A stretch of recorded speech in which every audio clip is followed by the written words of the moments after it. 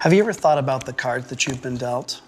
Have you ever taken the time to examine your life as if it were a hand of cards? For many of you, you would look at the hand that you've been dealt and go, I've been given a great hand. I don't want to change a thing. And still there are others. You would look at a few of your cards and you would go, these are the hard and bitter cards. It's as if we would say, if I could just trade in these cards, my life would be so much better. But that's just it. You can't trade in the cards that you've been dealt. These are your cards, whether you like the way they feel or not. It's interesting. The people that we want validation from, the people we want to like us, the people we want to impress, we hide these uglier cards behind the more noble, significant, prettier cards. These are the cards that we want people to see. These are the cards that we've based so much our identity on. It's human nature, I guess. But deep down, we know the cards that we've been dealt. There's no escaping it. It's who we are. We can't reshuffle the deck. We can't trade any of them in. It's in our DNA. It's in our makeup. The truth is, you are all in. But what if we stopped?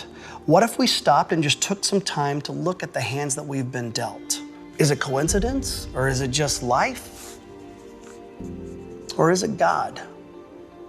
The argument would be, why would an all-knowing, all-loving God give me this deck of cards? If he really loved me, why these cards? And these are the cards of pain, of chaos, of guilt, of hurts, of hang-ups, of habits. And amongst this deck, for some of you, there are some really cruel cards.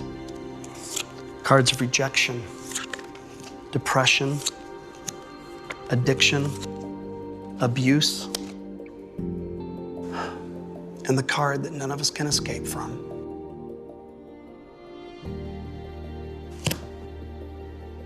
But if we were to stop and think back, there are some great cards in this deck, like when you were a little kid and the first time that you made your dad laugh and he laughed so wholeheartedly, that was a great card. That was a great day.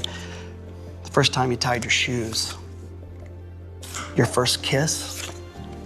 When you graduated college and nobody said that you could do it. The first time that you used your gifts and talents and someone looked at you and you knew they meant it and said, you are good at this. And the first time you stood up for yourself. These are the pretty cards. These are the ones that we move to the front of the deck. It's a sad truth, but we really care what other people think of us. And these are the cards that we reuse, we relive, we reshuffle because we care for validation from other people. But what does God think? What if God were to take a look at all our cards? Which ones would he choose? More than likely, they would not be the prettier, significant cards, but they would be an array of both good and bad cards. So you see, he wants to use the most heart-wrenching cards as much as he wants to use the cards that have brought you peace and joy. Don't discount the fact that God wants to use the most difficult cards, because these cards have brought blessings, and they have given us the greatest learning lessons of life. To God, these aren't a bunch of good and bad cards. To God, they're just cards. And if we surrender, we can see the hand that we've been dealt. It can give God glory. It can remind us that it's not our story, but his story. And if we're really still, we can even catch a glimpse of heaven.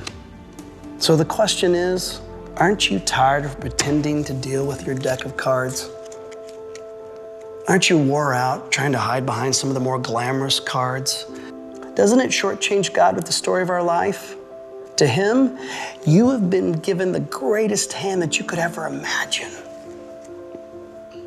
And for me, I'm all in. I'll play the hand that I've been dealt.